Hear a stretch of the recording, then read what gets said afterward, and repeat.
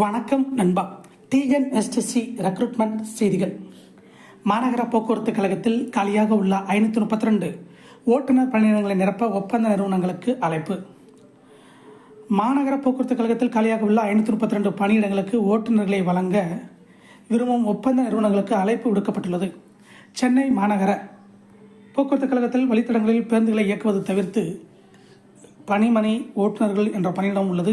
இப்பணியில் இருப்போர் பணிமனைக்கு வரும் பேருந்தில் டீசல் நிரப்புவது, அதிகாரிகளுக்கு ஜீப் ஓட்டுவது போன்ற பணிகளை மேற்கொள்வர். உடல்நிலை பிரச்சனை காரணமாக பேருந்தை இயக்க முடியாதவர்களுக்கு இப்பணியிடங்களில் வேலை வழங்கப்படும். ஓட்டுநர் பற்றாக்குறை நிலவியதால் அந்த பணியிடங்களில் இருக்கும் அனைவரும் வழித்தடத்தில் பேருந்தை இயக்கும் வகையில் மாற்றம் செய்யப்பட்டனர். இதைத் தொடர்ந்து பணிமனை ஓட்டுநர் பணியிடங்களுக்கு ஒப்பந்த நிறுவனங்களிடமிருந்து ஓட்டுநர்களை நியமிக்க கடந்த 2022ஆம் ஆண்டு நடவடிக்கை மேற்கொள்ளப்பட்டது. அதனால் மாநகர போக்குவரத்து கழகத்தில் ஓரளவு ஓட்டுநர் பற்றாக்குறை சரி செய்யப்பட்டது.